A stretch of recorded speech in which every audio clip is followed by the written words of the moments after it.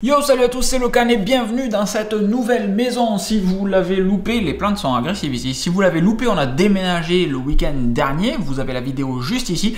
Et si vous faites partie du Discord et du Patreon, vous avez un podcast XXL Premium exprès que pour vous, où on fait un tour un petit peu plus détaillé que ce qu'on a pu faire dans le dernier vlog, le vlog 006, avec le déménagement. Vous avez le lien dans la description. Du coup, aujourd'hui, j'essaye de tourner dans une nouvelle configuration et vous me pardonnerez si la luminosité n'est pas correcte, si l'écho est présent, si vous entendez un petit peu trop de retour de voix. J'ai aucune espèce d'idée de ce que ça peut donner. J'ai testé dans le podcast XXL précédemment, ça avait l'air bien, ça avait l'air bien, non, c'était pas bien, j'ai corrigé certains trucs, ça devrait être bien pour vous. On va vite le savoir dans tous les cas. Aujourd'hui, je veux vous parler d'Instagram et de, en fait, pourquoi Instagram me gonfle très clairement. Depuis des années, j'utilise un compte Instagram et depuis peu, 2 ans, 3 ans, je m'en sers pour faire des behind the scenes via des stories. C'est très nouveau pour moi l'usage des stories, ça doit faire 3 ans, je pense à peu près maximum. Et c'est quelque chose qui est vraiment très intéressant parce que justement le concept des behind the scenes avec Instagram, encore une fois, c'est super pratique de filmer un petit truc rapidement et de le partager avec vous. Il y a des retours, c'est engageant, c'est motivant, c'est kiffant en fait de pouvoir préparer un article ou partager du contenu avec vous alors que je sais pas forcément où je vais aller dans un sujet ou un autre. Ça permet de poser des questions, ça permet de savoir réellement, de sonder un petit peu ce que la communauté veut, en gardant à l'esprit, et je l'oublie beaucoup trop souvent, que la communauté Instagram est une chose et que la communauté YouTube en est une autre. Donc quand je demande à la communauté Instagram, par exemple, est-ce que vous préférez des lives Instagram ou des lives YouTube, il est normal que tout le monde réponde des lives Instagram, alors que sur YouTube, les gens préféreront des lives YouTube. Une petite dichotomie comme ça, histoire de vous montrer la limite de ce genre de sondage. Donc je poste peu, moi, sur Instagram, je fais peu de posts, les petits carrés là qu'il y a sur mon profil, il y en a peu, j'en fais peu en fait. Par contre, je faisais beaucoup de stories parce qu'encore une fois, ça permet de vous partager des trucs cool au moment où ça se passe. Ça dure 30 secondes, c'est un petit peu un tweet mais avec de l'image en fait, pour faire très simple, et ça me plaît pas mal. Ce qui me plaît moins, mais vraiment pas du tout en fait ces derniers temps, c'est la manière dont on peut interagir vous et moi. C'est-à-dire que quand je fais une story, faire la story, c'est super bien, encore une fois, c'est super pratique, vous l'avez bien compris, ça fait 3 fois que je le répète. Par contre, je fais une story et je vous dis, ce maître-là, il est absolument fabuleux. Cette vidéo n'est absolument pas sponsorisée par Stanley. Ce maître-là est absolument fabuleux, etc. Et il va y avoir Dédé qui va me répondre pour me dire « Ah ouais, j'ai le même à la maison, mais pourquoi t'as pris un 5 mètres alors que le 8, il est peut-être mieux ?» Et il va y avoir ensuite Lucien qui va me poser exactement la même question, et Francis, et Géraldine, et Patricia, etc. etc. Et le souci en fait, c'est que, à la différence des commentaires en dessous de cette vidéo, dans laquelle si vous posez une question, déjà en plus d'y répondre tous les matins, ou alors ces derniers jours avec le déménagement ça a été un petit peu compliqué, mais j'essaye de passer tous les jours pour regarder les commentaires et répondre à tout le monde. Je lis tous les commentaires et j'essaye de répondre à l'immense majorité des commentaires. Et du coup, vous pouvez voir mes réponses. C'est une discussion, tout le monde parle ensemble et c'est super pratique. Sur Instagram, quand je fais une story et que quelqu'un répond, c'est une conversation privée avec cette personne.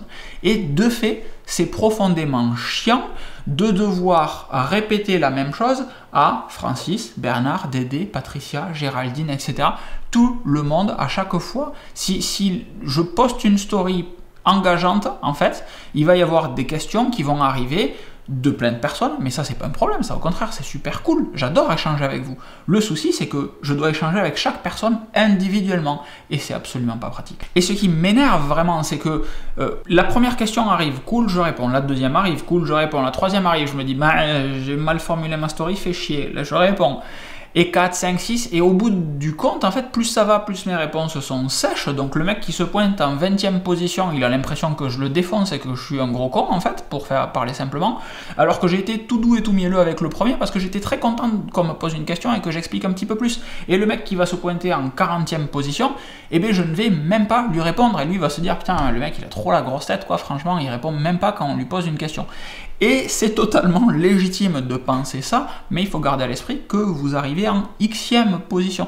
Et ça me fait chier, autant de ne pas répondre, de ne pas prendre le temps, parce que juste ça m'énerve, je pourrais le prendre le temps, mais c'est juste que, en fait, c'est usant, tout simplement. Il n'y a aucune valeur ajoutée à faire ça, et ça m'énerve de ne pas pouvoir répondre aux gens, donc au final, je fais moins de stories, parce que je sais ce qui va se passer par la suite, j'ai un peu de pratique maintenant, et ça m'ennuie, donc au final, je fais moins de stories, donc j'utilise moins Instagram, et du coup, j'utilise moins Instagram. En fait, au lieu de perdre du temps à créer une story et à échanger ensuite derrière avec chaque personne individuellement, je trouve vachement plus productif de créer du contenu, créer une vidéo, créer un article sur locan.jp ou créer une vidéo sur YouTube et de passer du temps à faire ce contenu. Alors pas là aujourd'hui, hein, on filme juste comme ça, il n'y a pas de plan de coupe, rien, c'est fait à l'arrache, mais ça a plus de valeur ajoutée ensuite de répondre dans les commentaires et d'engager une discussion tous ensemble que de faire une discussion chacun dans son coin. En fait, c'est pas comme ça que je vois le web du tout. J'ai pas envie d'avoir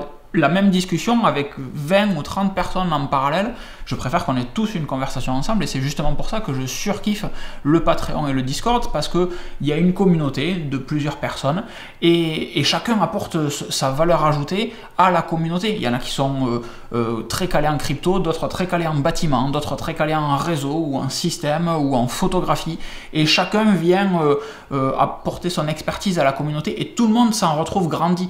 Alors que là, sur Insta, c'est clairement pas ça, quoi. Du coup, comme le Discord et le Patreon sont payants, à partir de 5 € par mois, vous avez le lien dans la description encore une fois, et bien à la base, ils avaient été créés quand j'avais supprimé mon Facebook, mon Twitter et réduit complètement mon Instagram, pour mettre des contenus à valeur ajoutée dessus et créer une émulation, quelque chose d'intéressant sur cette plateforme prévue pour faire de l'échange. Et bien en fait, ça va revenir comme ça, c'est-à-dire que le setup que j'ai là autour de moi, avec lequel je fais cette vidéo, l'ordi devant, les plantes à côté, etc., il y a 5 minutes, j'ai fait une photo, quand en normal se serait transformé en story sur Instagram, et là elle est partie sur le Discord, parce que je sais que ça va engager des gens, et que tout le monde va pouvoir réagir à cette photo, ou que du moins c'est plus légitime que le behind the scenes soit là-dessus, en tant que contenu premium, que sur Instagram en tant que contenu qui va se perdre au bout de 24 heures et sur lequel ça va être compliqué d'échanger et de créer une interaction de qualité avec vous. Et en fait, ça m'ennuie, quoi, vraiment. Mais le vrai souci, l'autre jour, on a configuré ensemble un Pi-hole. Je vous mets la vidéo juste ici. On a fait un pas à pas. Un Pi-hole, c'est un Raspberry Pi. C'est un petit ordinateur sur lequel on vient installer un logiciel qui va bloquer toutes les publicités sur votre réseau. Donc, où que vous alliez sur l'internet mondial, plus de publicité. C'est trop génial. Ça bloque le tracking, etc. C'est fantastique. Sauf que, à l'usage de ce truc-là, en fait, je me rends compte que quand je lance Instagram, ça contacte une quantité faramineuse de serveurs Instagram, certes, mais de serveurs Facebook, je n'ai pas de compte Facebook, et de serveurs d'analyse et de profilage de Facebook, l'Open Graph de Facebook, etc.